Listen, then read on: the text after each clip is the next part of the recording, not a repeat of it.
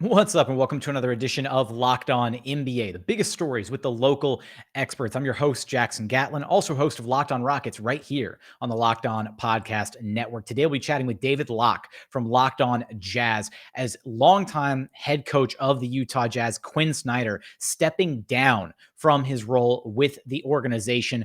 What does this mean for the Utah Jazz moving forward? Who are the possible options to replace Quin Snyder as the head coach? And most importantly, what does it mean for the future of Donovan Mitchell and Rudy Gobert in Utah? But first, a quick message from my friends over at BetOnline, because betonline.net is your number one source for all of your sports betting stats and info. Find all the latest sports developments, news, and odds, including this year's basketball championship matchup, NHL, hockey conference finals, Major League Baseball, and of course, all the latest fighting news from MMA and UFC to even boxing. BetOnline is your continued source for all of your sports wagering information, including live betting, esports, the playoffs, and more. And speaking of the playoffs right now, Game 3 odds for Warriors and Celtics. Right now, the Celtics minus 115 on the money line, Warriors minus 105. So for all of that and more, be sure to head to BetOnline to check them out. You can use your mobile device to learn more about the trends in action available to you. BetOnline, it's where the game starts. Joining us now is David Locke from Locked On Jazz. You can follow on Twitter at DLock09. David, the latest reporting out of Utah, head coach Quin Snyder, the coach with the second most wins in Jazz franchise history, will be stepping down after 8 seasons with the team. Reporting says that Snyder simply decided that it was time to step away. Conversations have been amicable, all this. First off, just immediate impression, reaction to what this means for this Utah Jazz team. I know that this is a team that's, faced some scrutiny, a couple first round exits in the past couple postseasons, maybe some uncertainty about the futures with Donovan Mitchell, Rudy Gobert, and now Quin Snyder out the door. I mean, I think it's a really big blow. He's one of the best coaches in the NBA. You had an advantage, feeling it so you had an advantage every night at the coaching position. And the preparation that he and his staff had done over the years was unprecedented. In some ways in the NBA, he's had a massive impact on the league. When you watch games, the plays and things that he brought into the league have, matriculated into other teams and the way they're doing it. A lot of his coaches are around the league.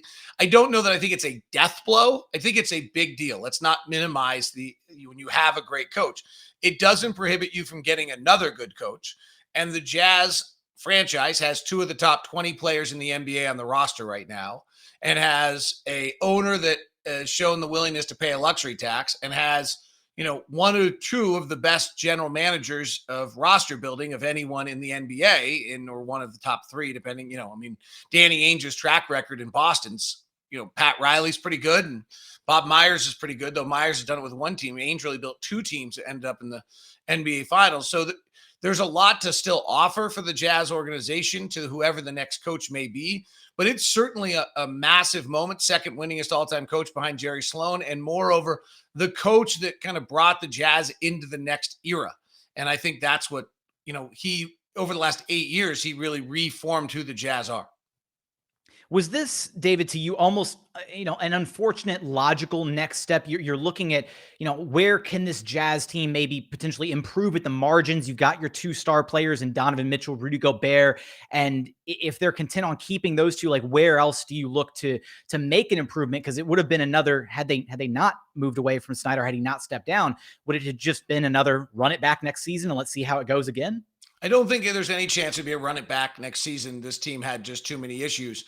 I have a hard time believing that you've gotten better by having one of the best head coaches in the league leave, but I would have said the same thing with Boston and Brad Stevens. So let's let time tell on that one over, rather than pronounce it today.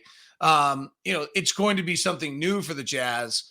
I don't know that I'm convinced that this was performance based in the sense of they didn't perform as well as they wanted in the playoffs, so a change has to be made. I don't see this in that light.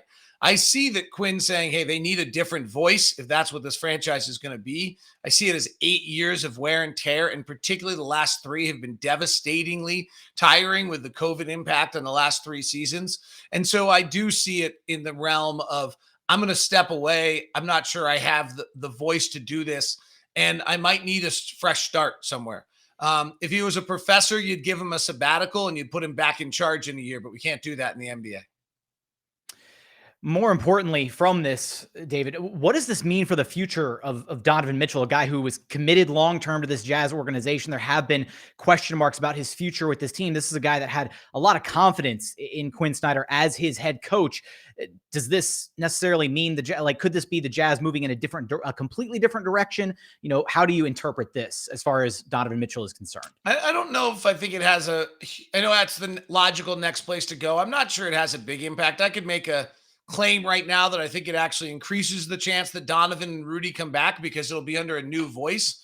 And so therefore it seems as though you now have a new circumstance and maybe it's a fresh light to who they, to that relationship on the court, and they'll play differently. I could make an argument that it's a sign that the Jazz are turning the corner and turning the page and everyone's going to be gone. I don't think that either of those would be in any way accurate. Or actually, if they may not be related at all. I actually think that the front office will still do what they believe is best for the long term of the franchise. And the head coach might be just a completely different silo off to the side. Do you think the next head coach coming in, whoever that name may be, which we're going to figure out here in just a second, if there's any names on the market that you've potentially got your eyes on? I know this news is so fresh, but the next head coach, what exactly would you like for this person to bring to this role that maybe Quin Snyder was either not necessarily lacking in, but just something that has to be brought in to be able to try to get the most out of this current version of this Jazz team? I don't know if Jackson, I'm not sure I have an answer to that. I thought they had one of the best head coaches in the NBA for the last 8 years. Innovative, well-prepared, creative, always putting players in a position to succeed, taking players that, either on their last legs of their career or had not succeeded elsewhere and having success with them. So I have a hard time kind of thinking of what I want the next coach to be in contrast to that. It's going to be a different voice. So it better be a loud voice. It better be a well-prepared voice. I don't think the players of the Jazz over the last 8 years ever had a day where they thought that their head coach was doing anything but preparing them the best possible way to give them the best chance to win. So whoever the next head coach is going to have to live up to that standard. You talk about it being a different voice. If you had to boil down Quin Snyder and give him an identity as a coach, you've thrown out so many of his different traits, what made him such a special head coach. Is there maybe a direction where the Jazz go kind of a polar opposite, kind of a different tonal shift with their head coach to try and, again, try something new? Well, I think Quin was a player's coach in the sense that he had great respect from the players and that the players, understood what he was giving them every day. And there was a player development was a major part of that.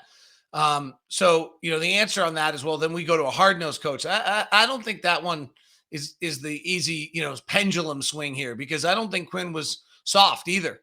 So I think Quin had a uniqueness in how much he covered. The next coach is going to have their own voice and be strong in their own way. And it will probably take some time as it did in Boston for it to kind of sink in completely. We saw with Boston that there seemed to be a lingering after effect of having Brad Stevens, who was wildly well prepared and did things in his manner before Udoka was able to kind of be able to put his stamp on this team 30, 40, 50 games in the season, depending on whose story of when it began to take place. So I think you'll see something similar to that. This is you're following one of the elite coaches in the league. And I think you're going to have a unique voice that is clearly yours, that the players trust is going to give them, the best chance to win. And I think that's something that the players always thought they had with Quin. Are there any names out there right now, David, not necessarily full-blown, coaching free agents, but guys who might be sitting, with an assistant coaching role on a staff elsewhere, or somebody that you think would be kind of poised to take a crack at this version of this Jazz team? What's so interesting about this is that Danny Ainge will lead this hire, and he's hired 2 head coaches in the league. One was Doc Rivers, former player who had coached a bunch of times in the league, but not really that successfully at that point, except for from the Clippers. And we can look back and determine what we think of that tenure. This was after the clip. He had been with Orlando and not been that successful. And then he became the head coach in Boston, won the championship, and then went to the Clippers. So I apologize, got that juxtaposed.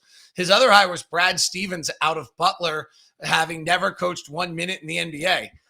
If you can draw a line between those two anywhere, I don't have it. So it leads me to have really no inclination from the individual that's doing the hiring in the past of who he's planning to hire next. And both of those 2 moves if you go back to them, he had a clear vision of who they were going to be, right? Brad Stevens was a pretty quick hire, if I remember correctly, and with a long contract. That would, I think, be the signature, is that whoever this coach is going to be, when you couple it with what the Jazz franchise has been over the years and Danny Ainge has been over the years, this person's going to have a chance to have a stamp over many, many years in Utah. Who will be the next head coach of the Utah Jazz? What does it mean for the futures of Donovan Mitchell, Rudy Gobert, and the rest of the organization? Of course, you'll have us covered for all of that and more over at Locked On Jazz. David, I appreciate you stopping by Locked On NBA with me. My pleasure.